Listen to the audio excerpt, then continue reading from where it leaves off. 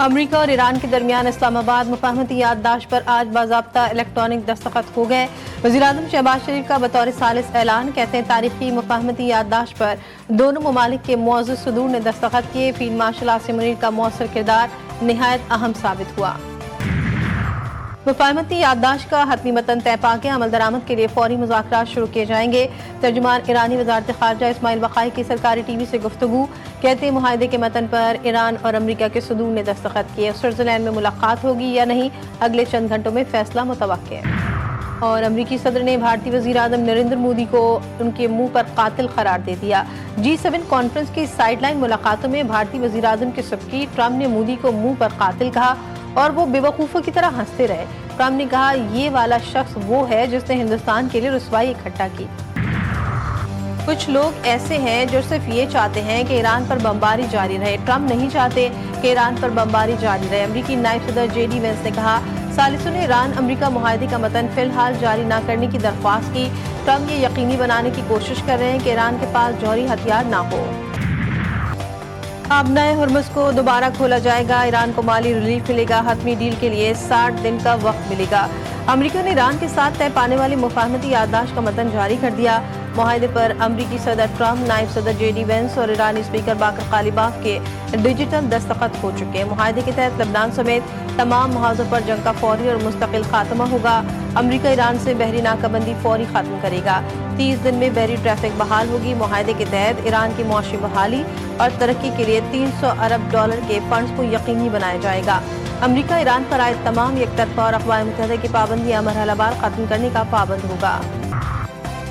اسرائیل باز نہ آیا، جنگ بندی معاہدے کو پیروں تلے رون ڈالا۔ اسرائیلی فوج کے جنوبی لبنان پر حملے، ضلع نباتیہ کے علاقوں کو نشانہ بنایا گیا۔ عرب میڈیا کے مطابق اسرائیلی فوج نے النباتیہ الفوقہ قصبے پر بھی متعدد حملے کیے۔ علی الظاہر کی پہاڑیوں قصبے کے اطراف میں گولہ باری بھی کی۔ حزب اللہ نے بھی اسرائیلی فوج پوزیشنوں کی جانب سے 10 راکٹ داغے۔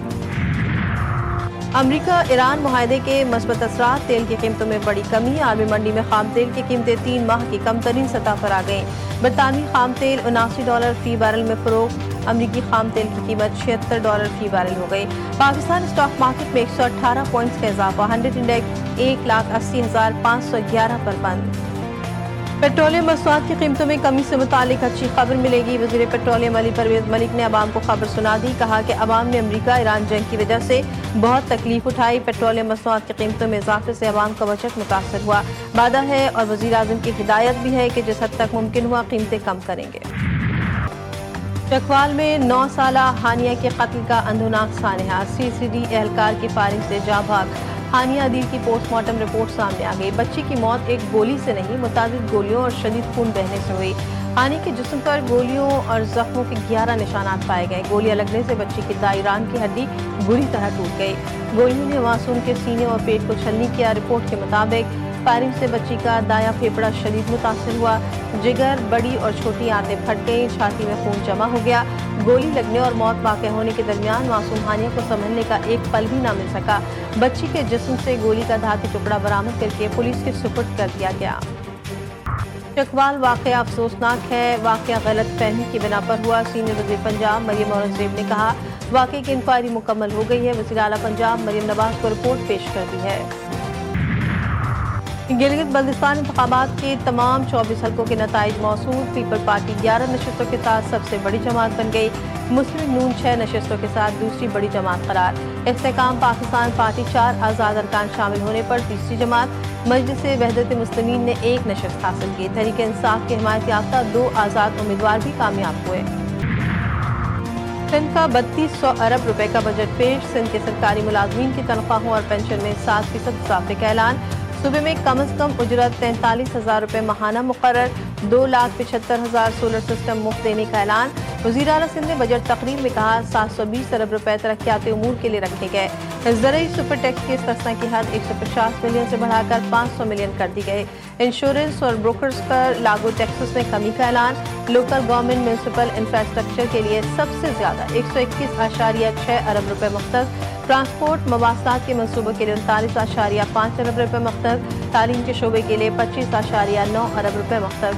صحت کے شعبے کے لیے 17.4 ارب روپے کا ترقیاتی بجٹ مقرر کیا گیا۔ بجٹ میں کوئی نیا ٹیکس نہیں لگایا گیا۔ سندھ اسمبلی کے بجٹ اجلاس میں اپوزیشن کا احتجاج، MKM پاکستان بائیکاٹ کر گئی۔ بلوچستان کا 1089 ارب روپے کا بجٹ پیش، تنخواہوں اور پینشن میں 7% اضافہ۔ صوبائی وزیر خزانہ میر شعیب نوشروانی نے مالی سال 2026-27 کا بجٹ ایوان میں پیش کیا۔ غیر ترقیاتی بجٹ کا حجم 797 ارب روپے، مجموعی صوبائی ترقیاتی بجٹ کا حجم 206 ارب روپے رکھا گیا۔ ترقیاتی بجٹ میں نئی اسکیمز کے لیے 106 ارب روپے اور جاری منصوبوں کے لیے 100 ارب روپے مختص۔ صوبائی وزیر خزانہ میر شعیب نوشروانی نے بجٹ تقریر میں کہا، NFC ایوارڈ کے تحت صوبے کو ٹیکس محصولات کی مد میں 771 ارب روپے موصول ہوں گے۔ بجٹ ٹیکس فری بجٹ ہے اور کوئی نیا ٹیکس عائد نہیں کیا جا رہا۔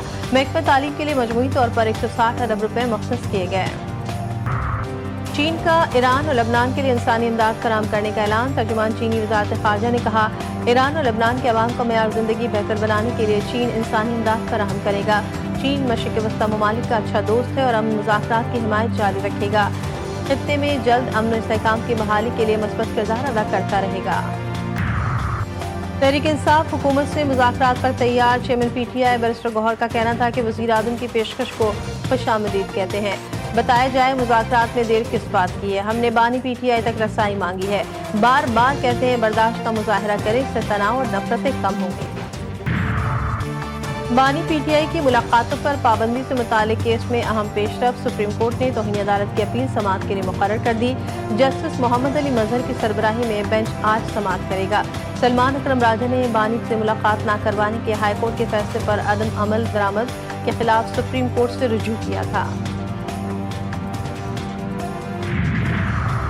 پنجاب اور خیبر پختونخوا کے مختلف اضلاع میں بادل برس پڑے۔ ایبٹ آباد، مانسہرہ، نوشہرہ سمیت مختلف علاقوں میں موسلادھار بارش، نشیبی علاقے زیریاب، بجلی کا نظام درہم برہم، سڑکوں پر پانی جمع ہونے سے ٹریفک کی روانی متاثر۔